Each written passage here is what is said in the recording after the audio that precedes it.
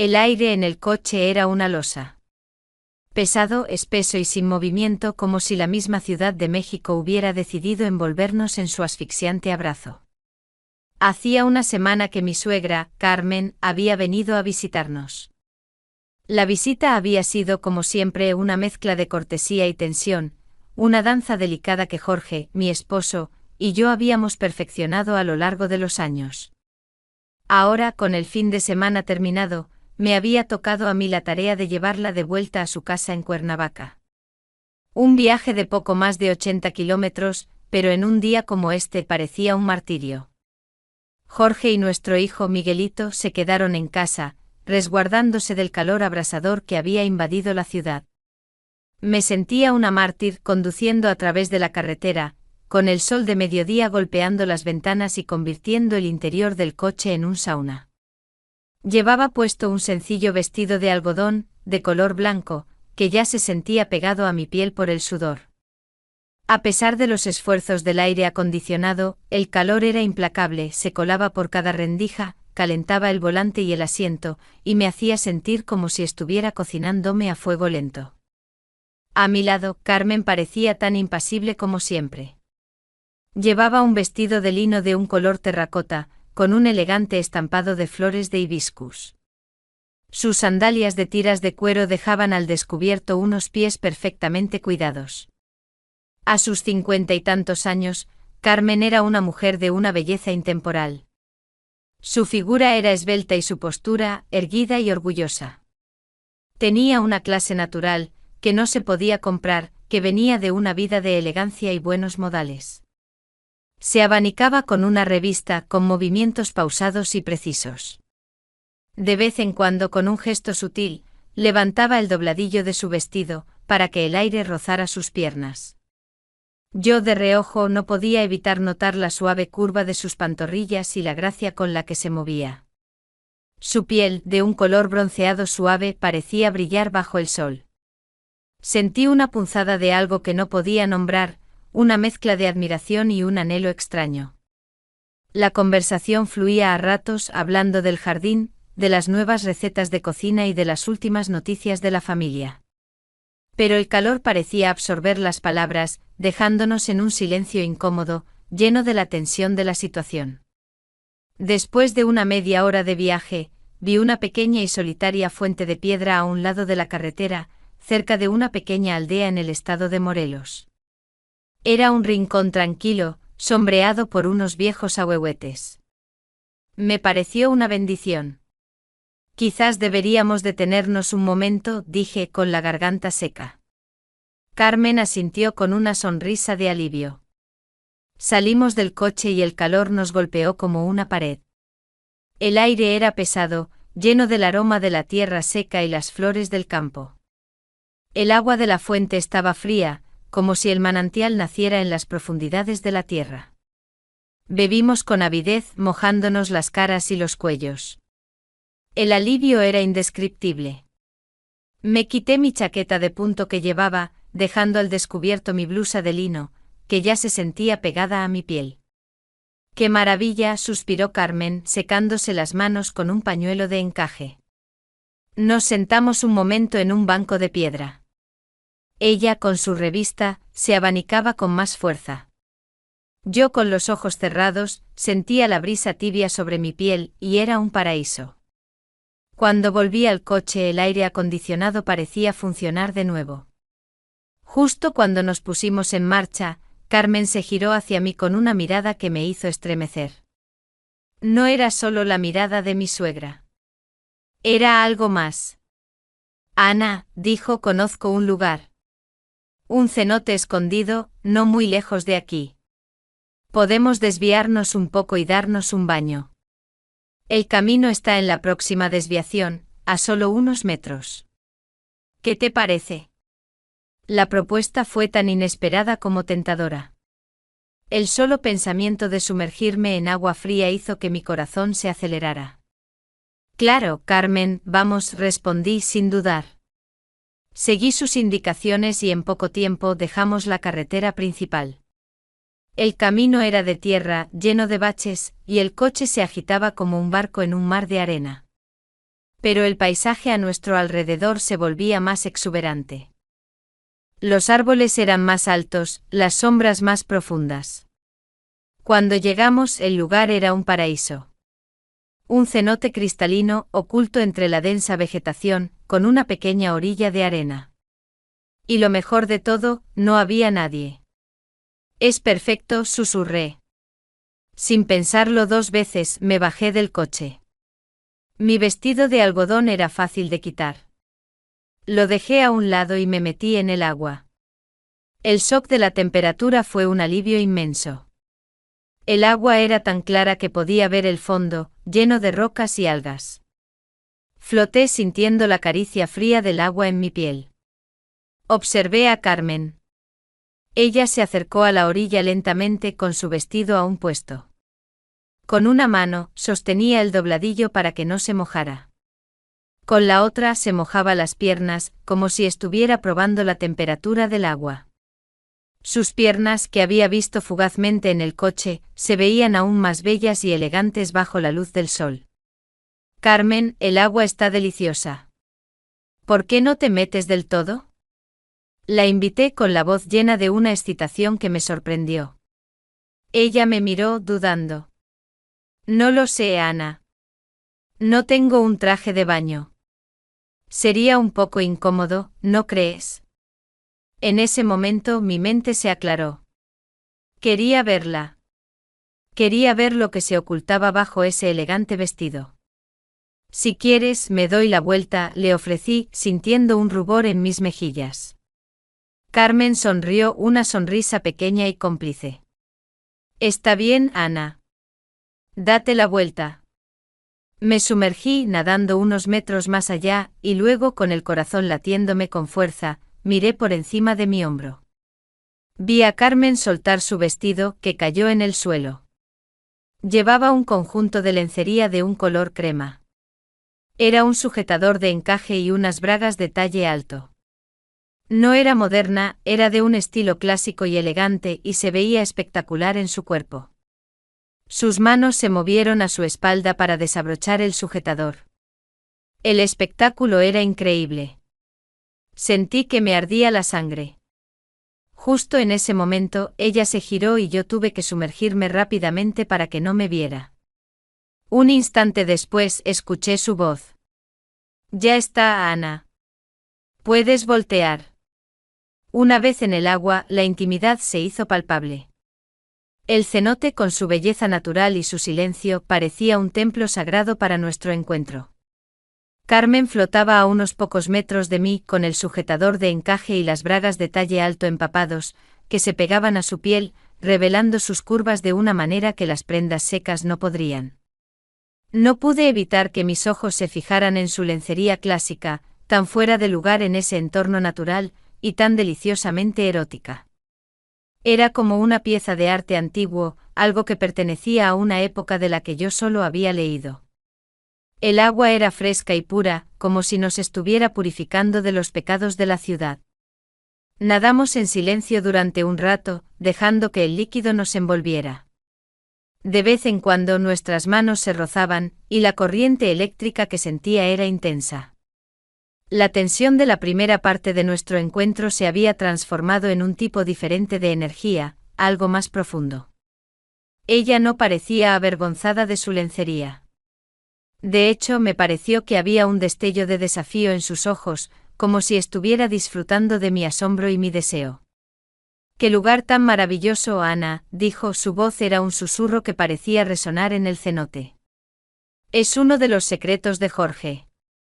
Me lo enseñó cuando era pequeño». «Es mágico», respondí. «Gracias por traerme aquí». La conversación siguió por esos derroteros, pero cada palabra tenía un doble sentido. Cuando nuestros cuerpos se acercaban, sentía el calor de su piel a través de la fina tela. Después de un tiempo que pareció una eternidad, Carmen decidió que era hora de salir. «Será mejor que nos vayamos, Ana. El sol se está poniendo». Me entristeció la idea de terminar ese momento. «Está bien», dijo mientras se dirigía a la orilla. Una vez más se volteó hacia mí y me dijo, Ana, ¿podrías darte la vuelta otra vez? Por supuesto, respondí fingiendo que miraba en la dirección opuesta. Pero por supuesto, no pude evitar echar un vistazo por encima de mi hombro. Observé cómo se quitaba la lencería con una delicadeza infinita, la escurría, y luego se ponía el vestido, que ahora estaba húmedo y pegado a su cuerpo en algunos lugares. Sus movimientos eran tan fluidos y elegantes que me sentí como una artista observando a su musa. Cuando terminé de vestirme, la encontré de pie junto al coche, con su lencería de encaje en la mano. Parecía una estatua, bañada por la luz dorada del atardecer. Me acerqué a ella y sentí que la presión de ese momento era casi insoportable. Quería tocarla. Quería borrar el rastro de la ropa que llevaba en el agua. «Te ves hermosa», le susurré. Ella me miró y una pequeña sonrisa juguetona se dibujó en su rostro. «Gracias, Ana. Y tú te ves muy sexy en ese vestido mojado». Su comentario me tomó por sorpresa, y sentí que mi cara se sonrojaba. Justo en ese momento, cuando el aire entre nosotras estaba cargado de electricidad, escuchamos un ruido. El sonido de un motor de coche que se acercaba por el camino de tierra. Nos miramos y en su mirada vi una mezcla de miedo y algo más, algo que parecía de emoción. Apretamos el paso para subir al coche. Pero ya era demasiado tarde. La camioneta se detuvo a pocos metros de nosotros y 3 hombres, jóvenes y corpulentos, se bajaron. Iban vestidos como campesinos, con sombreros y botas sucias. Sus ojos nos recorrieron de arriba a abajo con una sonrisa lasciva. Uno de ellos, con una cicatriz en la mejilla, se acercó a nosotras. «Vaya, vaya. Miren lo que tenemos aquí», dijo con una voz áspera. «Parece que no son solo los cenotes los que son hermosos en la región». Carmen se puso a mi lado, su postura era rígida. «Por favor, déjenos en paz», dijo con su voz firme, tratando de sonar tranquila, pero sus manos temblaban. «Tranquilas, señoritas», dijo otro de los hombres. «Solo queremos asegurarnos de que estén bien». Su voz era burlona. El de la cicatriz miró la lencería que Carmen todavía sostenía en la mano. «¡Qué bonito! Parece que alguien estaba divirtiéndose». Se rió, y los otros dos lo secundaron. En un movimiento rápido, le arrebató la lencería de la mano a Carmen. «No», exclamó ella. El hombre se rió de nuevo y la arrojó a uno de sus compañeros. «Un recuerdo», dijo. Luego el tercer hombre se acercó y, sin mediar palabra, tomó las llaves del coche del asiento y las guardó en el bolsillo de su pantalón. «Se han metido en un lío, señoritas. Tal vez necesiten un poco de ayuda». Nos miraron con una sonrisa torcida, y luego se subieron a su camioneta y se fueron. Nos quedamos solas en medio de la nada. El sol ya se había puesto, y la luz de la luna apenas nos iluminaba. Humilladas, vulnerables y sin poder hacer nada. Y lo que más me dolía, no era que se llevaran las llaves, sino que se llevaran esa delicada y hermosa lencería que había sido testigo de nuestro secreto. Estaba perdida, asustada y completamente a solas con Carmen. La oscuridad nos devoró en un instante. El sol se había ido por completo, y solo la tenue luz de la luna nos iluminaba, creando sombras grotescas a nuestro alrededor. Nos quedamos en silencio, paralizadas, escuchando el lejano sonido del motor de la camioneta que se alejaba. El cenote, antes un paraíso secreto, se había convertido en un lugar de pesadilla, un recordatorio de nuestra humillación. Me sentí como si me hubieran arrancado algo, no solo las llaves del coche, sino una parte de mi alma, esa que se había atrevido a soñar con algo prohibido. La vulnerabilidad era absoluta. Mis piernas temblaban, no solo por el frío de la noche, sino por el miedo. A mi lado, Carmen, la mujer que siempre había sido un monumento de calma y compostura, estaba rota. Su postura ya no era orgullosa, sus hombros estaban caídos, su mirada perdida. La mano que había sostenido la lencería ahora estaba vacía. No pude soportar verla así. Me acerqué a ella con un miedo atroz, pero también con una necesidad desesperada de protegerla. La envolví en mis brazos y por primera vez ella no se resistió. Sentí su cuerpo temblar. Lo siento, Carmen, susurré. Mi voz era apenas audible. Lo siento tanto. No es tu culpa, Ana, respondió, su voz era un hilo fino. No es tu culpa.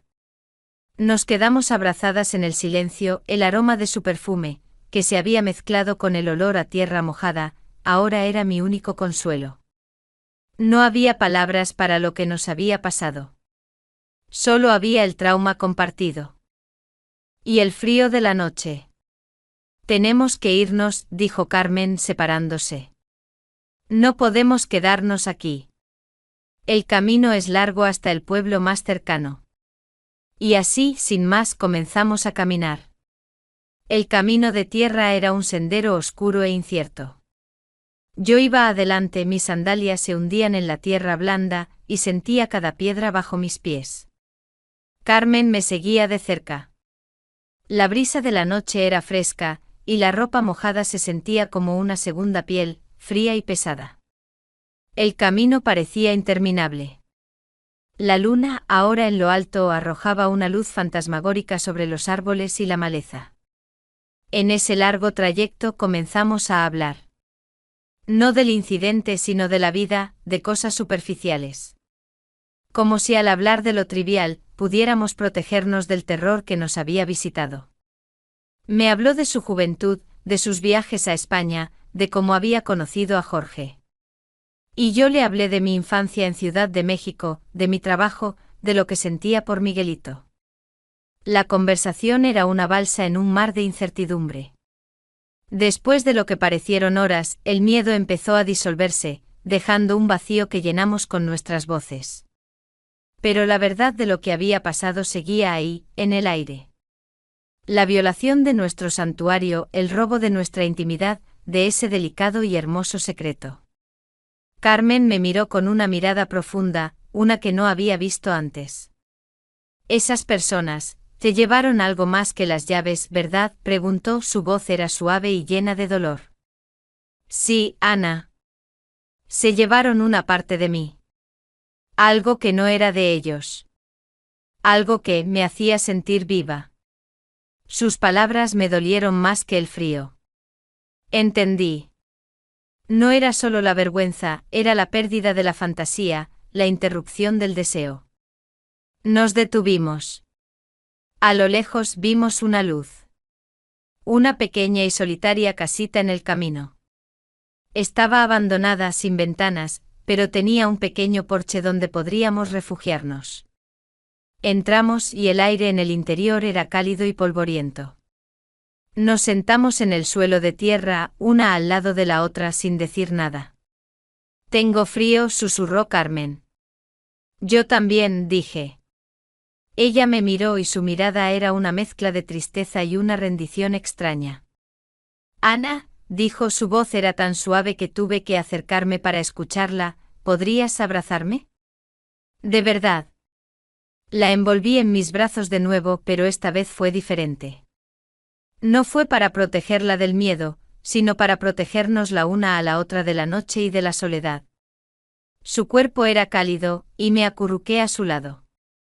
Sentí el suave roce de su piel contra la mía, y por primera vez desde el incidente sentí que la vida volvía a mí. La sensación de su cuerpo a mi lado, la forma en que su aliento cálido me rozaba el cuello, era un bálsamo para mi alma. Tengo una idea, susurró de repente. Podríamos pasar la noche aquí, y por la mañana, tal vez encontremos a alguien. Alguien que nos pueda ayudar. Pero su voz sonaba tan lejana, y en el silencio de la noche, en ese pequeño y polvoriento refugio, sentí que no había nadie más en el mundo. Solo nosotras dos. El sol se levantó sobre el horizonte con una belleza cruel, bañando el paisaje de Morelos en una luz dorada. La luz de la mañana nos encontró acurrucadas en el suelo de tierra del refugio, cubiertas de polvo y agotadas. El frío de la noche había desaparecido, pero su recuerdo permanecía en nuestros huesos. Al ver a Carmen a la luz del día, noté que sus ojos estaban cansados, pero había un destello en ellos que no había visto antes, una mezcla de resiliencia y algo que me parecía incomprensible. No había rastro de la mujer elegante y compuesta que había llegado a casa de Jorge. Esta Carmen era cruda, real. Tenemos que irnos, susurró, su voz era un poco áspera. Alguien nos debe de haber visto. Asentí sin poder hablar. Nos levantamos y salimos de la cabaña, dejando atrás la única seguridad que habíamos conocido esa noche. El camino de tierra se sentía diferente bajo el sol. Las piedras que nos habían hecho tropezar en la oscuridad ahora eran solo pequeños obstáculos. Caminamos durante lo que pareció una eternidad. El calor de la mañana ya empezaba a hacerse sentir. Después de casi una hora, vimos un pequeño rancho a lo lejos. Era un lugar humilde, rodeado de un campo de maíz. Pero la sola vista de una casa, con su techumbre de tejas rojas y una chimenea humeante, me llenó de una esperanza que no había sentido en horas. Una mujer de edad, con la cara curtida por el sol, nos recibió en la puerta. Le explicamos de manera vaga que nuestro coche se había averiado y que necesitábamos ayuda. Nos dio agua fresca y nos permitió usar su teléfono. Fue entonces cuando la realidad de lo que había pasado nos golpeó con toda su fuerza. No podíamos contar la verdad. La historia de nuestro encuentro, la lencería, los hombres, era demasiado vergonzosa, demasiado escandalosa. Carmen me miró, y en su mirada, vi una orden. Di que la llanta se ponchó, susurró. Y así, con una voz que apenas reconocí como la mía, llamé a Jorge. Mi amor, dije, tratando de sonar asustada, pero no demasiado. Tenemos un problema. Estamos en medio de la nada. La llanta se ponchó. No sé qué pasó, pero no pudimos repararla. ¿Están bien? ¿Dónde están?, preguntó Jorge, su voz sonaba preocupada. Le dimos la dirección que la señora nos había indicado. Tranquila, Ana. Voy para allá. Estaré ahí en una hora. Colgué y el teléfono en mi mano se sintió como una pesada carga. Habíamos creado nuestra primera mentira. Nuestro primer secreto compartido. El tiempo de espera fue una tortura. Nos sentamos en el porche de la casa, bebiendo más agua, sintiendo la tensión entre nosotras. El silencio era diferente ahora.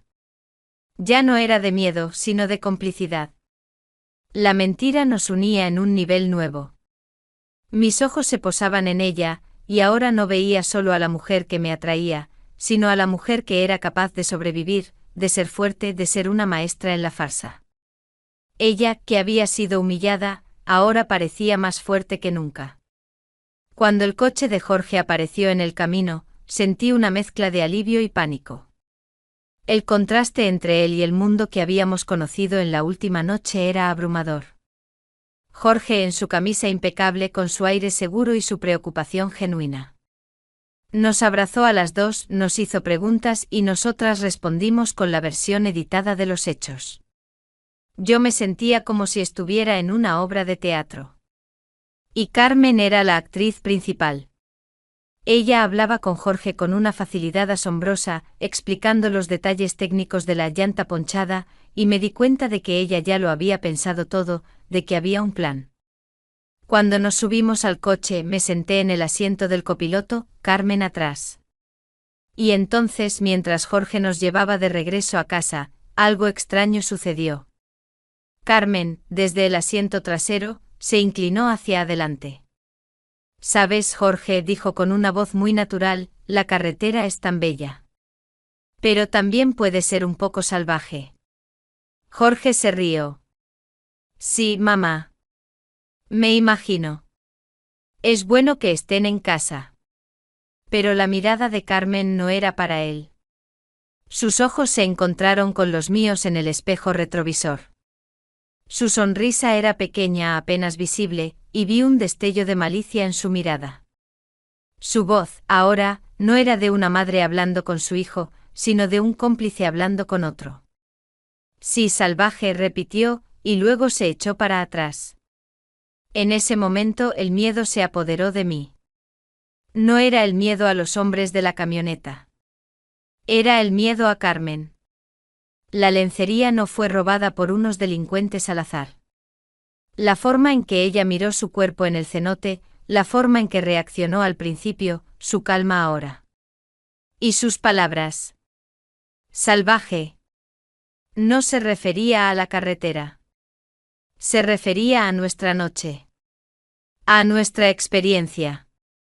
Y a la posibilidad de que todo, desde el principio, hubiera sido un juego. Yo era una pieza en su tablero de ajedrez, y acababa de regresar a casa, a mi vida normal, con una mujer que era mucho más peligrosa de lo que jamás había imaginado. La vida en Ciudad de México, de vuelta en nuestro apartamento, era una farsa. Las risas de Miguelito sonaban falsas en mis oídos. La presencia de Jorge, antes un consuelo, ahora era una tortura. Cada vez que me miraba, me preguntaba si podía ver a través de mis ojos, ver la mentira, el secreto que me unía a su madre de una manera retorcida y oscura.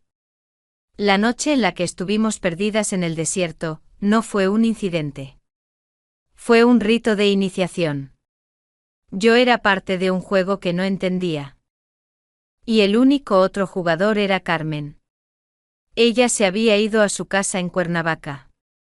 Mi vida volvió a una aparente normalidad, pero mi mente estaba lejos. Los recuerdos del cenote, de la humillación, del miedo, de la intimidad compartida en la choza, eran una película que se repetía en mi cabeza. El teléfono no sonaba. No había mensajes. Carmen se había desvanecido en el aire, como un fantasma que me había dejado una herida incurable. Y lo peor de todo, mi cuerpo, a pesar del trauma, seguía anhelando su presencia, la excitación de lo prohibido. Una semana después, llegó una pequeña caja a casa. No tenía remitente.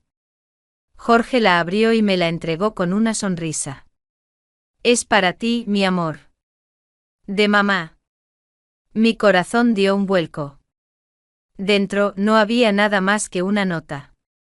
En nuestro lugar. Sola. Vístete de blanco. La letra era perfecta, caligráfica, y la nota no tenía ni una arruga. Carmen. Todavía controlaba la situación. Mi mente se inundó de preguntas, pero la respuesta llegó por sí sola: tenía que ir. No podía vivir con la incertidumbre. No podía vivir con la mentira. Le dije a Jorge que iba a Cuernavaca a llevarle unas cosas a su madre. Él no sospechó nada. Conduje por la misma carretera con el mismo sol, pero esta vez mi destino no era el desierto, sino la verdad. Me vestí con un vestido de lino blanco sencillo y ligero. El mismo tipo de vestido que usé en ese día fatídico. Cuando llegué, Carmen me esperaba. No en su casa, sino en el cenote. Sola. Se veía tan elegante como siempre, con un vestido de color terracota que me recordó al del primer día.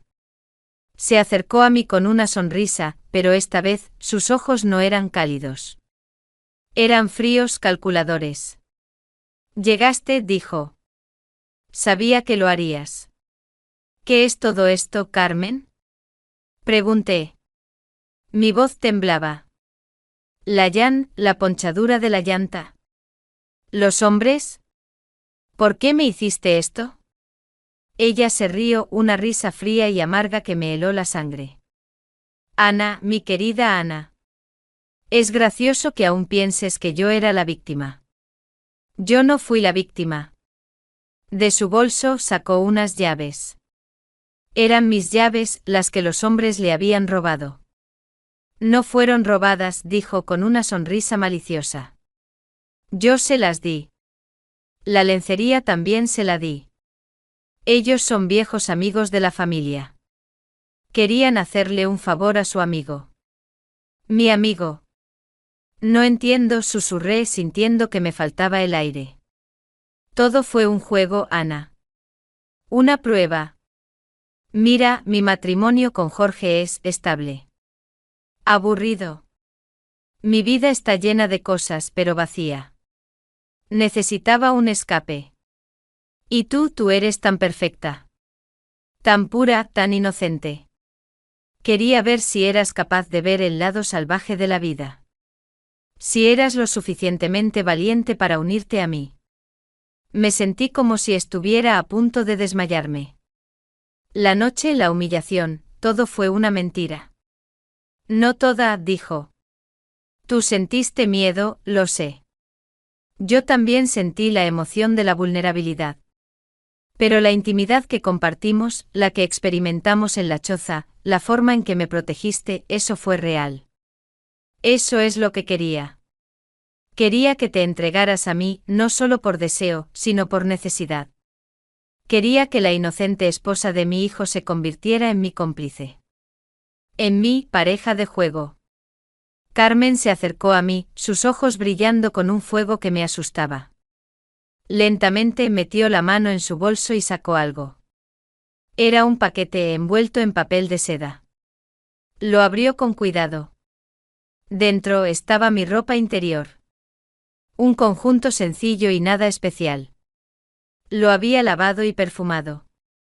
Y al lado un pequeño sobre. Lo abrió y sacó un par de tangas de encaje negras. Idénticas a las que se había llevado. Mi regalo para ti, susurró. Ahora somos iguales. Mi cuerpo se sentía pesado, como si estuviera hecho de plomo. Había sido manipulada. Utilizada. Y sin embargo una parte de mí, esa parte que se había despertado en el cenote, no podía negar la excitación que sentía.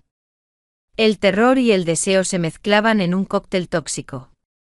Ahora tenemos que ir a casa, Ana, dijo, su voz era un susurro. Ahora, la verdadera historia comienza. ¿La historia? Pregunté. Sí, dijo, su voz llena de veneno. La historia que nadie sabrá. La historia que vas a vivir el resto de tu vida conmigo. Porque si no lo haces, Jorge sabrá la verdad. Y él sabe de las cámaras que instalé. Él sabe todo. Y él también está en mi juego. Bienvenido a la familia, Ana. De verdad. Y se rió, y su risa me persiguió por el resto de mi vida.